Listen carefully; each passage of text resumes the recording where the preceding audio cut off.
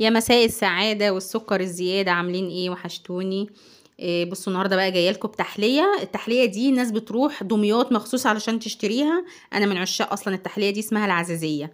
بصوا هنسلق هنا على النار اقل من نص كيلو مكرونه، وهحط عليه شويه سكر. تمام. وهنا هجيب نص كوبايه لبن واحط عليها 4 معالق كاستر من اللي هو الاصفر ده، او نشا على حسب ما انت عايزه، بس هي بتتعمل بالكاستر، الكاستر اللي هو الاصفر ده. تمام. هقلب بقى ال4 معالق فانيليا دول في اللبن. بصوا هنا هنشوف المكرونه طبعا زي ما قلت لكم بتتسلق بالسكر. ايوه بتتسلق بالسكر، اصل العزيزيه بتتعمل بالمكرونه يا جماعه، اي نوع مكرونه انت عايزاه. هنا باقي معايا كيلو لبن، هحط عليه شويه سكر. انا مش هقول السكر قد ايه بقى، كوبايه نص كوبايه، ده على حسب ما انت حباها، مسكره مظبوطه، سكر شويه زي ما انت حباها.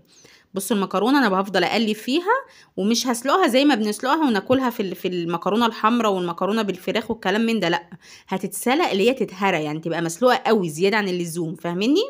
انا هنا كنت صايمه، فكل شويه بقى ايه كده، المغرب كان اذن خلاص. بشرب عصير بقى، رايحه جايه بشرب عصير.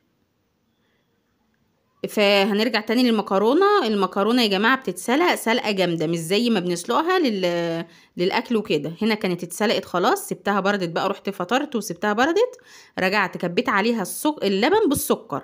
تمام. ده كده اللبن بالسكر. وهنا النشا ب4 معالق نشا بنص كوبايه لبن، 4 معالق نشا بنص كوبايه لبن، عشان لتر الحليب بياخد 4 معالق نشا. هنجيب بقى الكبة او الخلاط او الهاند بلندر اللي يريحك، فانا الهاند بلندر ولادي بوظوه فهشتغل بالكبة.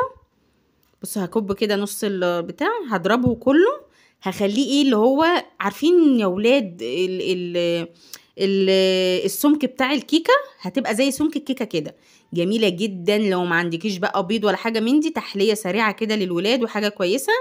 يعني عايزه اقول لكم انا بكلمكم دلوقتي وانا حطاها قدامي وفنجان القهوة وطعمها زي العسل. بصوا هنزل بقى الباقي، ما بتاخدش كمية مقادير ولا اي حاجة، اقل حاجة في البيت عندك اعملي منها زي ما بقولك كده بالطريقة دي. ممكن انت تزودي شوية الحليب، انا حاسة ان هي كانت عايزة تزيد شوية الصراحة، يعني علشان بس ايه تبقى مظبوطة معاكم. زودوا الحليب واضربوها ضربة جامدة. تمام. هنا هحط شوية فانيليا وهضرب، انا بحاول اضرب على قد ما اقدر علشان ما يبقاش فيها تكتلات، ما يبقاش فيها حتت مكرونة متفتفتة كده، فاهمين؟ بصوا هنزل بيها هنا كده. هجيب بقى زبيب، عايزه تحط زبيب جوز الهندي، ما بتاخدش اكتر من كده. العزازيه الاصليه ما بتحطلاش اصلا حاجه، ممكن زبيب بس، ازيد من كده لا يا جماعه، ما بتحبش هي الافتكاسات يعني. انا عارفه ان احنا ستات ونحب نفتكس، لا دي مش بتاعت افتكاسات. هقلب هنا الزبيب مع الخليط ده. بصوا الخليط عامل ازاي، كنت بدوقه جود دقيته طعمه تحفه، بتقول يا ماما هاتيه ناكله كده زي ما هو. بصوا الزبيب جواه. هحط بقى من عندي انا 3 معالق قشطه، يعزز كده الطعم ويدي لون حلو وطعم حلو.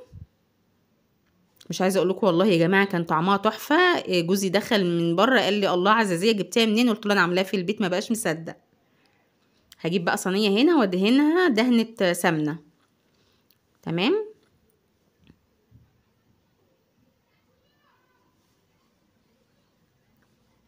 بصوا بقى هي بتتكب كده، خدوا بالكم من الخليط كانها كيكه. بصوا صح، كانها عجينه كيكه، بس دي بقى ولا بيض ولا بيكنج باودر ولا اي حاجه في اي حاجه، حاجه بسيطه جدا. ده اللي ما كانش فيه الزبيب. هنزل بقى بالباقي اللي فيه الزبيب. بصوا الزبيب طعمها زي العسل ما شاء الله بجد. بتتباع في المحلات دي على فكره يا جماعه، هو مش حاجه مننا انا اللي مفتكساها ولا كلام من ده، ده بتتباع في فران العيش، واللي بتبيع كيكات ومخبوزات وكلام من ده، دي بتتباع هناك اسمها العزيزيه. انا عن نفسي بموت فيها، فحبيت ان انا اعملها في البيت وانضف واحسن. عملت صينيه، ودي كمان صينيه صغيره القلب دي، هعملها هي كمان على التانية ما تحمر اكون جهزت دي. ما شاء الله الكميه عملت معايا صينيتين، واحده كبيره زي ما انتوا شفتوها المستطيله دي والقلب ده. عايزه اقول لكم اكلوها ما شاء الله، ما تبقاش منها ولا حته.